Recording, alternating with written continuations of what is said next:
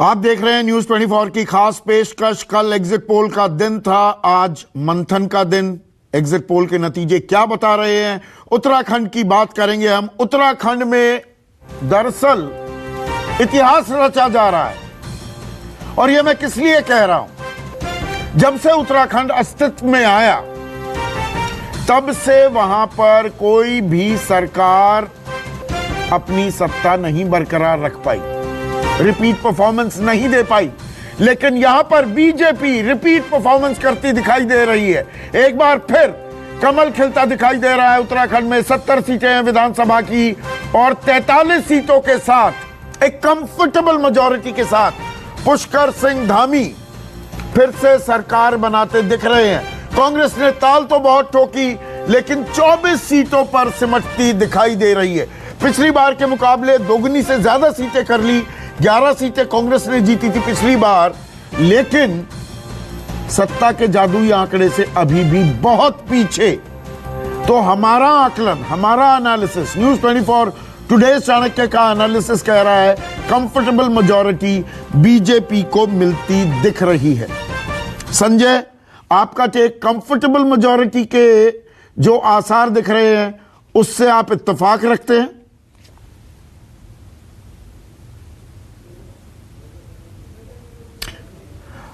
Unmute कर लीजिए Sanjay please. नहीं संदीप, मैं आश्चर्यचकित नहीं हूं। एग्जिट पोल के जो अनुमान है कि बीजेपी को उत्तराखंड में मेजॉरिटी मिल रही है, मैं बिल्कुल इससे इत्तेफाक रखता हूं कि उत्तराखंड में बीजेपी को मेजॉरिटी आएगी। 2017 की तुलना में उनकी सीटें जरूर कम होंगी, लेकिन इतनी कम नहीं हो रही है कि जिसको कहते हैं रेजर थिन मेजॉरिटी की सिर्फ 36 या 37 सीटें आएंगी। ऐसा अनुमान मेरा नहीं था। मुझे लगता है कि 40 से 45 सीटों के आसपास कहीं भी बीजेपी को उत्तराखंड में मिल सकती है, जो एक सफिशिएंट, एक डिसेंट मेजॉरिटी है। तो मैं बिल्कुल आश्चर्यचकित। मैं यहां पर सुकेश ने एक पॉइंट जो उठाया था जब हम पंजाब की चर्चा कर रहे थे कि लोग 5 साल के कामकाज पर आपको वोट देते हैं, और कांग्रेस वहां गच्चा खा गई। यहां तो 3-3 मुख्यमंत्री भी बदले, तो पसोपेश में तो थी बीजेपी, उसके बावजूद कंफर्टेबल मेजॉरिटी। ये क्या संकेत दे रहा है? देखिए संदीप, 2 संकेत हैं। एक तो पहले जो 2 मुख्यमंत्री थे उनसे नाराजगी थी। जब से धामी को मुख्यमंत्री बनाया गया तो काफी कुछ उन्होंने इस चीज को उसको कवर कर लिया। धामी भले ही उनके कार्यकाल सिर्फ 6-7 महीने का रहा, लेकिन उनसे उतनी नाराजगी दिखाई नहीं पड़ी। उन्होंने जो पुरानी गलतियां थी उसको काफी कुछ कवर कर लिया। तो अट्रैक्शन नहीं कहूंगा कि बीजेपी के लिए बहुत अट्रैक्शन था और अट्रैक्शन में लोग बीजेपी को वोट कर रहे हैं उत्तराखंड में, लेकिन कांग्रेस कोई विकल्प के रूप में लोगों को दिखाई नहीं पड़ रही थी। विकल्प तो है, सिर्फ वही विकल्प है, लेकिन ऐसा विकल्प जिसके लिए लोग उत्साहित होकर वोट करें, ऐसा विकल्प कांग्रेस, उस तरह का प्रॉमिस कांग्रेस नहीं दे रही थी। इस वजह से मुझे लगता है कुल मिलाकर करके बीजेपी ही वहां आगे दिखाई पड़ रही है। और मैं जो भी एग्जिट पोल ये आकलन कर रहे हैं, मैं उसी के साथ जा रहा हूं कि हाँ, उत्तराखंड में भी आशु, आपका टेक क्या है? दिखाई पड़ती है। क्लियर मेजॉरिटी आपको दिख रही है, या उत्तराखंड की राह बड़ी पथरीली है, अटका हुआ जनादेश भी आ सकता है 10 तारीख को?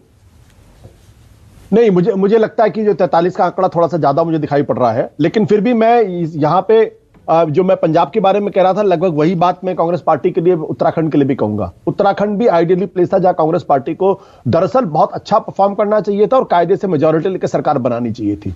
लेकिन अगर कांग्रेस पार्टी अगर अपनी गलतियों से सीखना नहीं चाहती है, आपको याद होगा कि हरीश रावत को, जिनके बारे में सब कह रहे थे कि नहीं वो मुख्यमंत्री पद के स्वाभाविक दावेदार है, वहां के सबसे बड़े नेता हैं और इसलिए उनके ऊपर किसी तरीके का सवाल नहीं खड़ा होना चाहिए। लेकिन बीच चुनाव में अगर उनको यह लिखना पड़े कि मगरमच्छ मुझे चारों तरफ से घेरे हुए हैं और दिल्ली बुलाकर अगर सुलह सफाई करनी पड़े, तो इसका मतलब साफ है कि कांग्रेस पार्टी में फैक्शनलिज्म जबरदस्त है। कांग्रेस पार्टी को इस बात का अंदाजा ही नहीं है कि दरअसल भारतीय जनता पार्टी कितनी बड़ी फोर्स है और उसकी ऑर्गेनाइजेशन मसल पावर कितनी ताकतवर है। अन्यथा मुझे चुनाव के पहले यह दूसरा ओकेजन होगा हिस्ट्री में जब एक राज्य के दो मुख्यमंत्रियों को बदला जाए, 3 को लेकर आए। आपको याद होगा किसी तरीके का मामला मध्य प्रदेश में हुआ था, जब उमा भारती को हटाया गया, उसके बाद बाबूलाल गौड़ को बनाया गया और उसके बाद में शिवराज सिंह चौहान को लाया गया। और शिवराज सिंह चौहान बिल्कुल नए थे, एकदम 50 साल की उनको उम्र थी, और उसके बाद शिवराज सिंह चौहान ने अगले तकरीबन 10-12 साल वहां सरकार चलाई। तो उत्तराखंड में कांग्रेस पार्टी को और पंजाब में कांग्रेस पार्टी को ऐसा लगता है कि जीतने की चाह ही उसके अंदर खत्म हो गई है और इसका ठीकरा वो सिर्फ हाईकमान के सिर पे जाना चाहिए, किसी और के सिर पे नहीं जाना चाहिए। अगर आप हरीश रावत जैसे नेता के पीछे खड़े नहीं होना चाहते, वहां के कांग्रेस के नेता अगर फैक्शनिज्म करना चाहते हैं बिना ये समझे हुए कि आप किस पार्टी से लड़ रहे हैं आज की तारीख, अगर कांग्रेस पार्टी पंजाब में नहीं आती, उत्तराखंड में नहीं आती है, तो कांग्रेस को तमाम फैक्शनल लीडर्स और कांग्रेस आलाकमान को किस लिए पॉलिटिक्स कर रही है, ये भी तो सोचना चाहिए ना कि आप सत्ता में रहने के लिए है, विपक्ष में रहने के लिए है। तो ये कांग्रेस खुद हार गई, कई धड़ों में बटी हुई, हरीश रावत, प्रीतम सिंह, हरक सिंह रावत, यशपाल आर्या, और इनमें जो दो आखिरी नाम हैं ये तो वो जो बीजेपी के साथ थे, बीजेपी को ताकत जिन लोगों ने दी वो मौसम वैज्ञानिक बन के कांग्रेस के साथ आए, पर कांग्रेस बहुमत के आंकड़े से बहुत दूर दिख रही है। ये हमेशा बहुत क्लोज फाइट होती थी उत्तराखंड में कांग्रेस और बीजेपी के बीच में ही। ये पिछली दफा पहली दफा हुआ, हाँ 57 सीटें ले गई कि एक लैंडस्लाइड विक्ट्री बीजेपी की 80% प्लस बिल्कुल सीट्स। तो उस नजरिए से अगर देखें तो बीजेपी का अपना अनुमान भी था कि वो नीचे आएगी। वो एक क्लोज कॉन्टेस्ट उम्मीद कर रहे थे, उन्हें ये लग रहा था कि इस बार कांटे की लड़ाई है जैसा हमेशा होता रहा है। कांग्रेस को यह लग रहा था कि वो दिल स्केल थ्रू, वो अभी भी समझ रहे हैं कि हम 40 के आसपास कहीं टिकेंगे। अब दिक्कत जो इस फैक्शनलिज्म की बात आपने की कि कांग्रेस पार्टी अभी गिनती बाकी है और वहां मुख्यमंत्री कौन होगा, इसकी गोटियां सेट होने लग गई कि हरीश रावत होंगे, कि प्रीतम सिंह होंगे, कि सुभाष आर्या जो है एक सरप्राइज नाम हो सकता है कि कोई ऐसा। वाड्रा जयपुर पहुंच गई है, वहां पे अशोक गहलोत इंतजाम कर रहे हैं कि भाई तोड़े ना जाएं हमारे विधायक, रिजॉर्ट में रखा जाए। तो आप बहुत कॉन्फिडेंट होते हो तब ये सब करते हो, लेकिन ये फैक्शनलिज्म का नतीजा ये है कि आप वहां पे हो सकता है कि जो एक परंपरागत वहां पे बीजेपी कांग्रेस फिर बीजेपी आती थी, उसमें बीजेपी इनसे बाजी मार रही है। लेकिन एक चीज जो देखने लायक है, करीब 24-25% वोट वो अन्य के खाते में, और उसमें आम आदमी पार्टी ताल ठोक रही थी। आम आदमी पार्टी ने क्या एक सीवियर डेंट दिया है कांग्रेस को क्या? तो ये आम आदमी पार्टी हर स्टेट में कांग्रेस के बिना पे बढ़ रही है। तो ये एक लार्जर चिंता का विषय कांग्रेस के लिए होना चाहिए कि वो कॉन्स्टिट्यूएंसी जिसको वो एड्रेस किया करती थी उसको आम आदमी पार्टी एड्रेस करने लगी है। पंजाब उसके हाथ से निकल रहा है, उत्तराखंड में वो हारने का कारण बन रहे हैं। तो ये एक चिंता का सबब आने वाले दिनों के लिए। क्विक कमेंट आपसे चाहूंगा, जो सुकेश कह रहे हैं अभी आंकड़े और क्लियर जब आ जाएंगे 10 तारीख को, पर 25% अन्य के खाते में वो पहले भी जाता रहा है लेकिन उसमें ज्यादा पुट इस बार आम आदमी पार्टी का। क्या एक अभी अनडिसाइफर्ड स्टोरी है, अनएक्सप्लोर्ड एरिया है कि ये आम आदमी पार्टी ने कितना नुकसान किसको पहुंचाया है उत्तराखंड में? क्या ये भी एक बड़ी खबर हो सकती है 10 तारीख को? बिल्कुल, ये देखना पड़ेगा कि आम आदमी पार्टी ने कितना क्या वोट परसेंटेज क्या है। और उनका दावा था कि उत्तराखंड में वो अच्छा लड़ रहे हैं और कई सीटें जीत सकते हैं। कम से कम 4 या 5 सीटों पे आम आदमी पार्टी अच्छा लड़ती हुई दिखाई दे रही थी, जिसमें उनके जो मुख्यमंत्री पद के उम्मीदवार, अगर 5 सीटों पे कोई मुख्यमंत्री बना सकता है तो नहीं, हमें देखना यह भी होगा 5, 10, 15 हजार कितनी सीटों पर इतने वोट भी लिए। मैं बहुत कम आंकड़ा बता रहा हूं, पर विधानसभा में 5, 10, 15 हजार का वोट बैंक भी बड़ा असर डालता है नतीजों पर। तो वही जो कल भी आप कह रहे थे कि ये देखना पड़ेगा कि आम आदमी पार्टी को कितना वोट मिला और उस सीट पर जीतने का मार्जिन क्या था।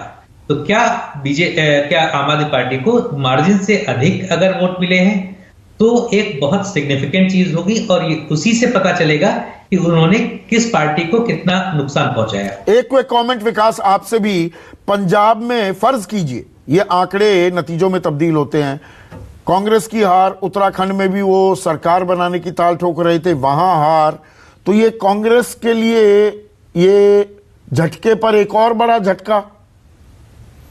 बिल्कुल, देखिए कांग्रेस जो है वो 2 चीजों से भी पिछले कुछ साल से सफर कर रही है। एक तो ये है कि सेंट्रल लीडरशिप ने, जैसे कि आशुतोष भी बोल रहे थे, उन्होंने राज्य दर राज्य जाकर जो लीडर्स हैं उनकी पार्टी के, उनको कहीं ना कहीं डिस्टर्ब किया और अंतर का लहर बहुत बढ़ती गई। अब उसके बाद एक्सोडस होना शुरू हुआ, कांग्रेस से लोग भाजपा में गए, कांग्रेस से लोग तृणमूल में गए। तो ऐसी एक समझदारी बनने लग गई शायद अंदर भी कांग्रेस के आगे फ्यूचर ब्लीक है, अच्छा नहीं है। तो एक और अंतर जो आ रहा है, आप देखिए कि एक जमाना था जब सोचिए जवाहरलाल नेहरू प्रधानमंत्री हुआ करते थे, वहां से अगर हम शुरू करें उनके लास्ट ईयर से और फिर हम पूरा इंदिरा गांधी के टाइम तक आ जाएं, तो कांग्रेस क्योंकि बहुत बड़ी शक्ति थी, इसलिए विपक्षी दल जो छोटे मोटे होते थे वो सोचते थे कि हम आपस में अरेंजमेंट कर लें, एंड ये एंटी कांग्रेस जिसको कहा जाता था, और उसकी बिना पर हम कुछ राज्यों में सरकारें बना रहे। 1967 में ऐसा हुआ था। अभी सबसे अजीब चीज क्या है कि एंटी बीजेपीइज्म के नाम पर कांग्रेस के साथ नहीं आ रही हैं पार्टियां, उल्टा जैसे राघव चड्ढा जी ने आपके शो पे भी बोला कि आप जो है नेशनल रिप्लेसमेंट हो सकती है कांग्रेस का। कांग्रेस की एक क्राइसिस है कि कवायद चल रही है रीजनल पार्टीज में जो खुद को सेक्युलर भी बोलती हैं और खुद को एंटी बीजेपी भी मानती हैं कि हम कांग्रेस का रिप्लेसमेंट बन जाएं। तो कांग्रेस के साथ बाहर और अंदर दोनों तरफ से जो है ना बहुत बड़ा एक चैलेंज। तो पंजाब हो या उत्तराखंड हो, दोनों जगह कांग्रेस के लिए, उसके अस्तित्व के लिए भी मैं शब्द का इस्तेमाल कर रहा हूं, एक खतरे की घंटी बजती दिखाई दे रही है क्या? पर ये आकलन है, ये एनालिसिस है। असल आंकड़े 10 तारीख को आएंगे। अभी के लिए इतना ही। नमस्कार।